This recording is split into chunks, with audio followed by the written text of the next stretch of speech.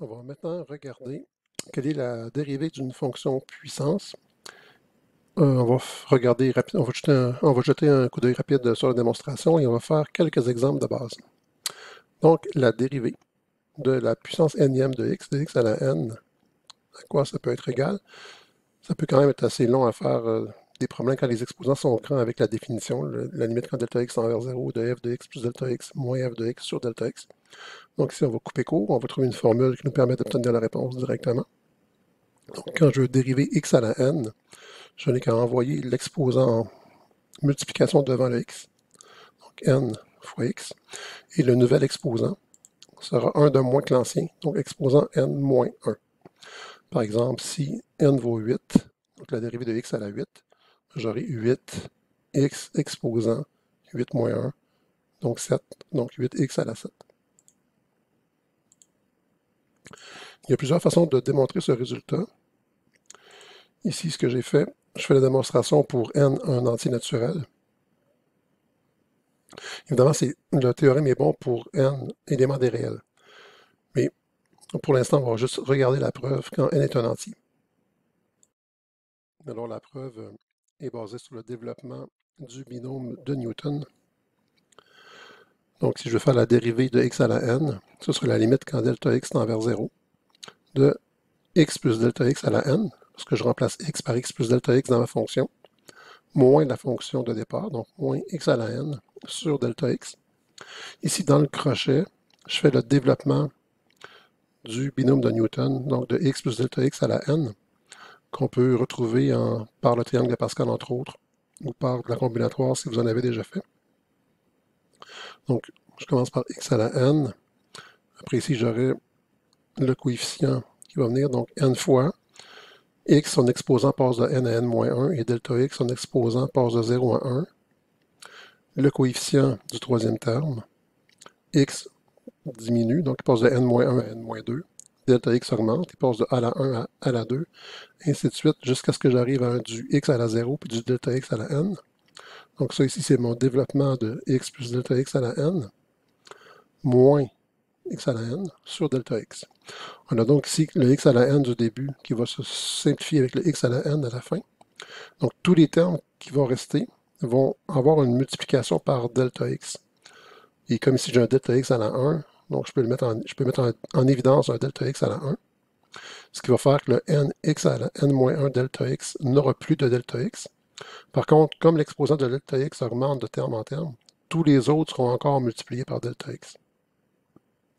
Le delta x que j'ai mis en évidence peut se simplifier avec le delta x au dénominateur. Ici, maintenant, quand je vais faire le passage de la limite en remplaçant delta x par 0, bien, tous les termes du deuxième au dernier dans ma parenthèse vont valoir 0 car multiplié par 0. Le seul terme qui ne s'annulera pas sera nx à la n-1, ce qui est le résultat de ma dérivée de x à la n. Maintenant, quelques exemples.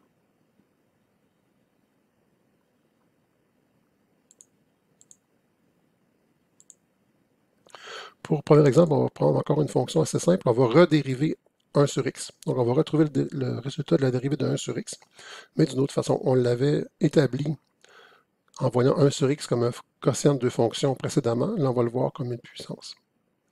Donc, si je veux faire la dérivée par rapport à x de la fonction 1 sur x, ben, c'est comme faire la dérivée par rapport à x de la fonction x à la moins 1, parce que 1 sur x, c'est x à la moins 1. Là, j'ai comme un x à la n, donc si je dérive, j'envoie l'exposant devant, ça va me faire moins 1 fois x, et je diminue l'exposant que j'avais de 1. Donc, moins 1, j'aurai moins 2. On ne laisse pas d'exposant négatif, donc je vais envoyer le x à la moins 2. Si je le transfère au dénominateur pour un exposant positif, il va me rester moins 1 au numérateur et x carré au dénominateur, ce qui est bien le résultat qu'on avait obtenu pour la dérivée de 1 sur x quand on a vu la dérivée d'un quotient de deux fonctions. Donc la dérivée de 1 sur x est bien moins 1 sur x2. Autre exemple.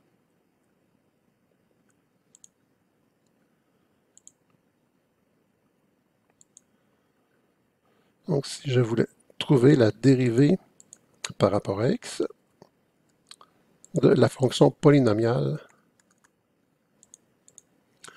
x3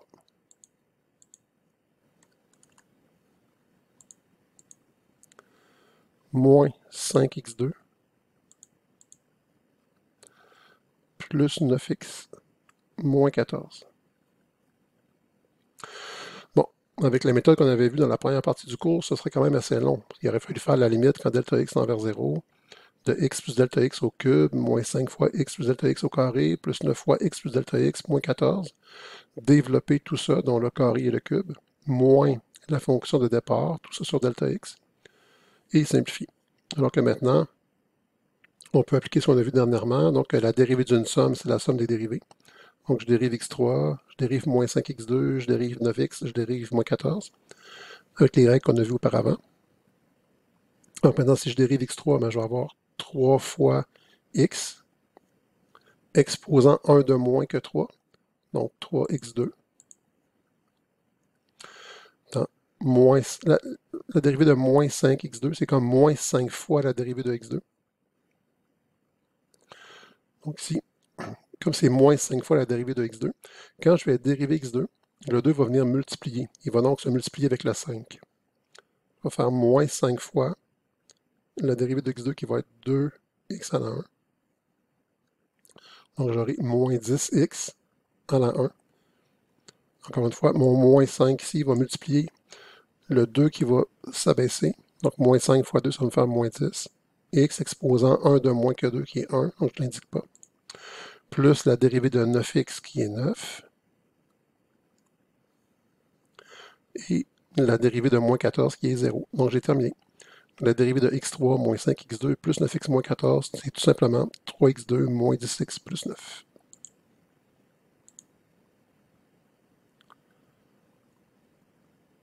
On va se donner un troisième exemple.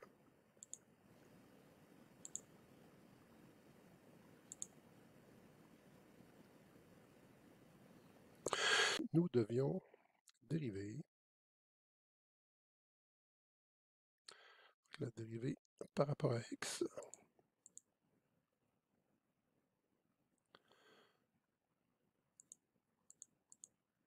de, disons, 5x 5 moins 3x2 sur x4.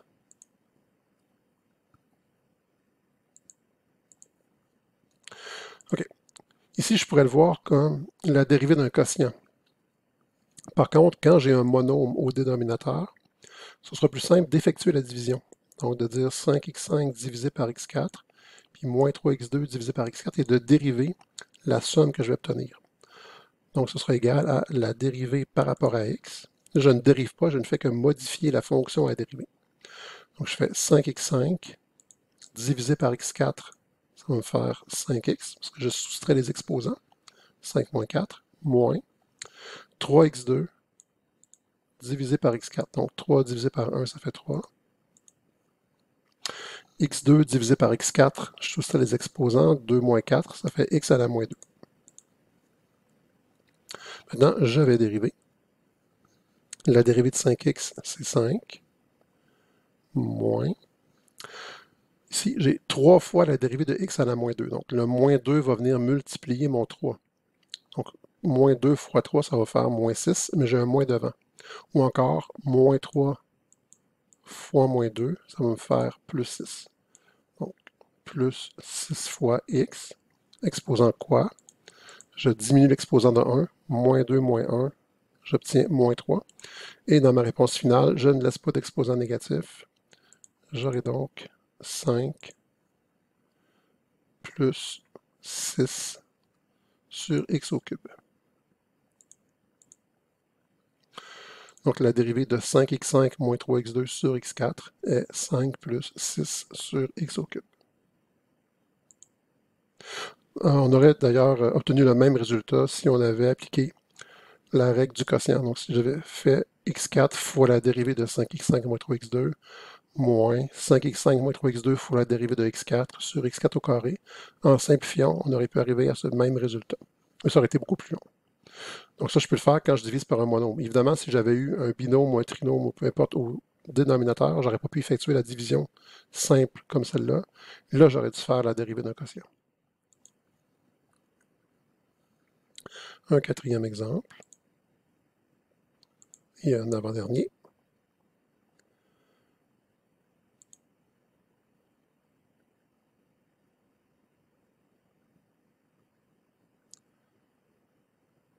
Donc, si on voulait faire la dérivée par rapport à x, en fait, ici, ce que je vais faire, je vais l'écrire comme ça. Ici, on va se donner une fonction f de x qui va être égale à racine cubique de x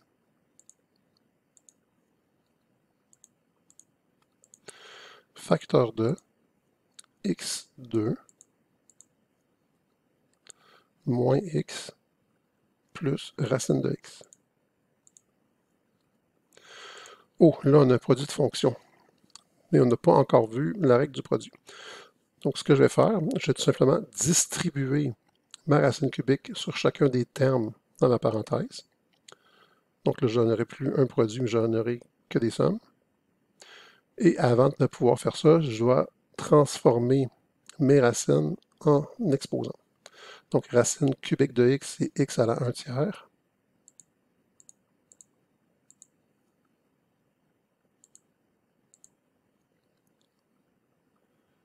Qui va multiplier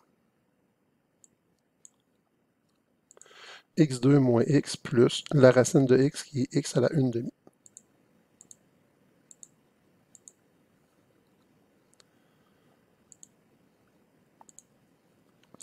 J'aurai donc ici x à la 1 tiers fois x à la 2. On additionne les exposants 1 tiers plus 2. 2, c'est combien de tiers? C'est 6 tiers. Donc 1 tiers plus 6 tiers, ça va me faire 7 tiers.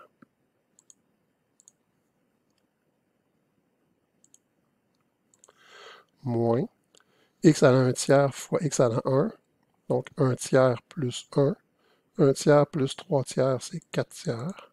X à la 4 tiers. Plus x à la 1 tiers fois x à la 1 demi. Donc 1 tiers plus 1 demi, si on voit ça en sixième, j'aurai 2 sixièmes plus 3 sixièmes, ça va me faire 5 sixièmes.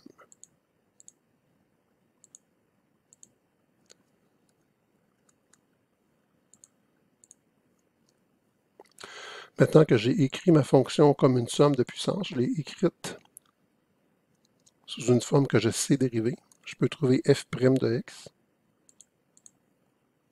donc la dérivée de ma fonction. J'applique ma règle, donc je vais avoir 7 tiers fois x exposant 7 tiers moins 1.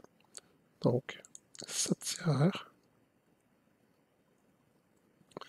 fois x exposant 7 tiers moins 1, ça fait 7 tiers moins 3 tiers, donc ça fait 4 tiers.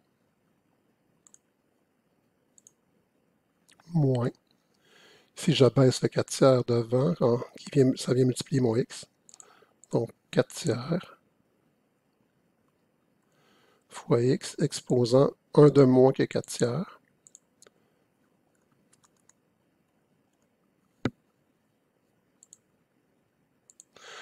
« 4 tiers moins 1, c'est comme 4 tiers moins 3 tiers. Ça va nous faire 1 tiers. Ici, finalement, plus 5 sixièmes fois x exposant 1 de moins que 5 sixièmes. Donc 5 sixièmes moins 1, c'est comme 5 sixièmes moins 6 sixièmes. Ça fait moins 1 sixième. Et pour terminer, on ne laisse pas d'exposant négatif dans notre réponse. Donc, le dernier terme, ici, j'ai envoyé la puissance au dénominateur en changeant le signe de l'exposant. Donc ma dérivée va être 7 tiers fois x à la 4 tiers, moins 4 tiers fois x à la 1 tiers, plus 5 sur x à la 1 sixième.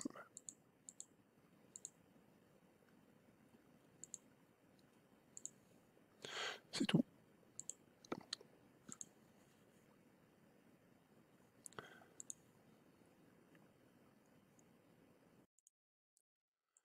Et un dernier exemple. Si on se dit que y égale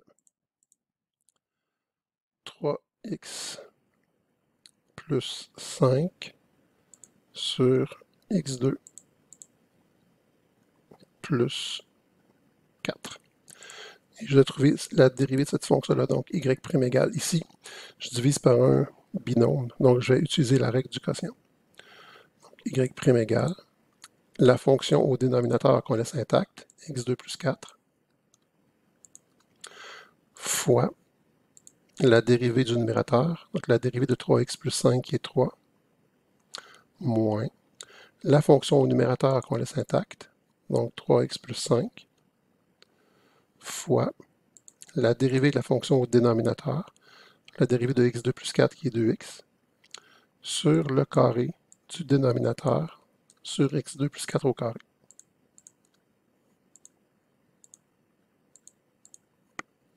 On simplifie le numérateur. Et attention ici, on ne peut pas simplifier le x2 plus 4 avec celui qui est en bas, parce que pour pouvoir faire une simplification du numérateur au dénominateur, il faut que les quantités soient mises en évidence. Ce qui n'est pas le cas ici, parce que je n'ai pas de x2 plus 4 ici comme facteur. Donc on sait que le dénominateur ici ne changera pas, x2 plus 4 au carré. On effectue nos produits au numérateur, 3x2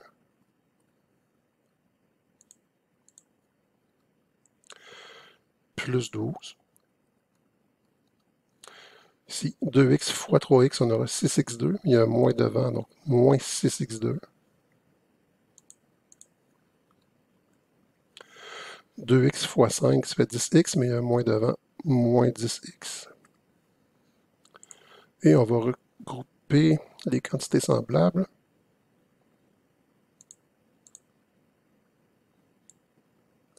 Notre dénominateur ne changera pas. Ici, on va avoir 3x2 moins 6x2, donc moins 3x2.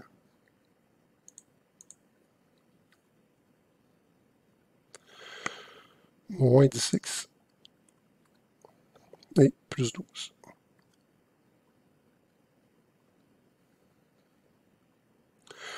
Comme 10 ne se divise pas par 3, je ne peux pas mettre ici de constante en évidence. Il faudrait aussi vérifier si le numérateur se factorise. Donc, si le trinôme qu'on a ici au numérateur se factorise en nombre entier, ce qui n'est pas le cas. Si c'était le cas, on le factoriserait pour voir si il peut y avoir une simplification avec le dénominateur. Donc ici, on a terminé. Donc la dérivée de 3x plus 5 sur x2 plus 4 est moins 3x2 moins 10x plus 12 sur x2 plus 4 au carré.